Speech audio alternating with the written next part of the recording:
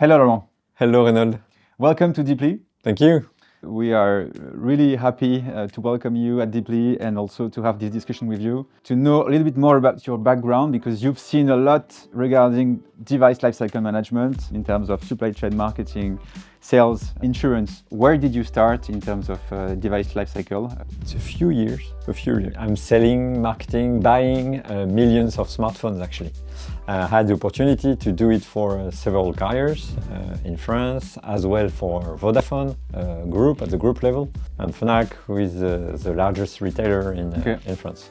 Great, so you have an intense experience in terms of device lifecycle, and very often we link it to circularity, of course. And circularity starts with trade-in. Can you tell us a bit more about the value of a trade-in program for a telco, an OEM or a distributor? There are a lot of values, but let's focus on three values. The first one is a customer request. Okay. So you have, as a carrier, as a retailer, you have to answer your customer needs and your customer requests. Today in France, more than 50% of the customers buying a high-end device are trading their old device. Okay. More than 50%. So it's a must. You have to have it. Why? Because customers need to gain purchasing power, especially today, and trading is a way to finance their device. Secondly, it does bring value to your channel. Why? Because that purchasing power is moved into baskets, either higher-end devices or accessories. And we all know that accessories means quite interesting margin actually. And a third item is the circularity, because more and more customers ask for circularity. They ask for carriers and retailers to be more responsible. And we all know that the best device, the best smartphone for the planet is a smartphone you don't produce. So it's a refurbished. Yeah, clear. You speak about value, device value. So it makes me think about the device price of trade-in. Is this really what matters in terms of trade-in if we want to succeed? When a customer is buying a new device, what is he doing? First, he assesses the prices of that new device all over the market and he chooses the most competitive one. It's exactly the same story for trade-in actually. So no choice. I mean, it's fully part of your competitiveness. So you have to have the best price. In trade-in, It's funny because all the carriers, all the retailers, they spend hours and days checking, assessing their competitiveness on the selling price of the new device when a new device is launched. But they do not at all invest the same energy on making sure that they get the best prices on trade-in. And it's as important. Because the end user will do the benchmark, you have to do it as well. Exactly.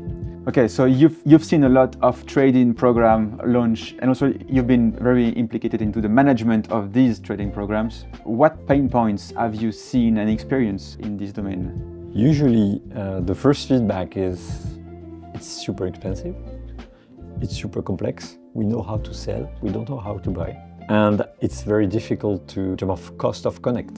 I mean, to implement it in your IT, in your systems, it's going to be expensive. These are the three main pain points, usually. Okay. It's very often seen as a pharaonic project.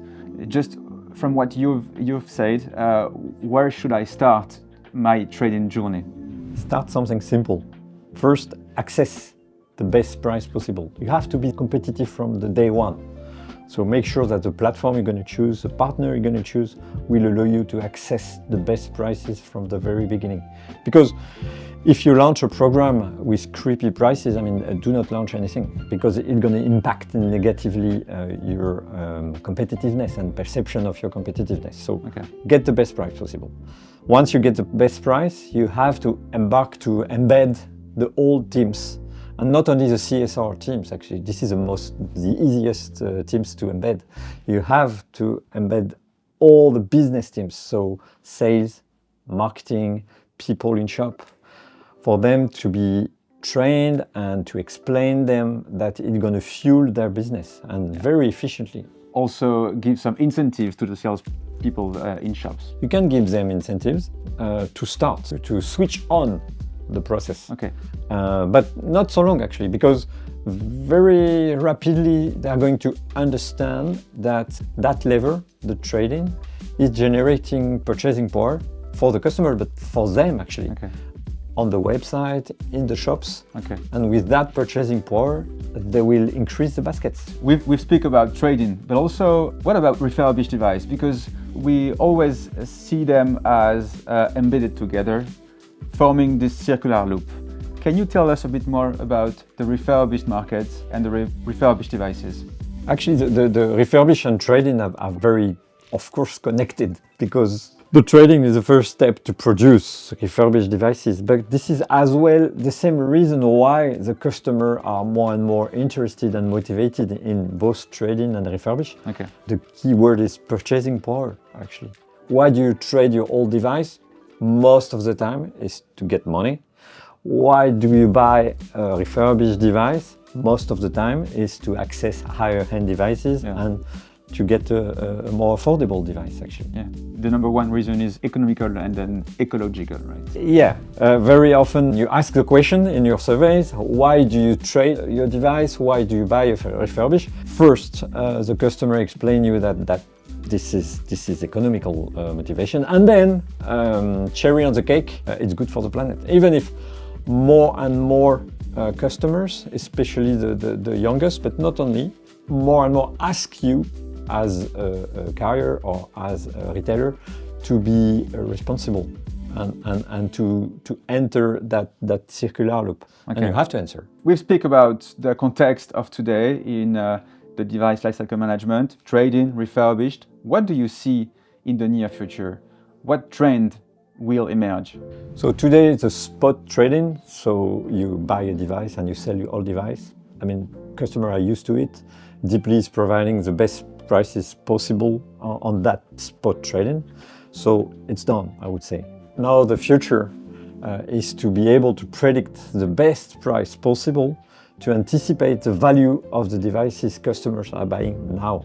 Okay. And this is the future. How can you make sure that today the customer will benefit from the best future value possible right now?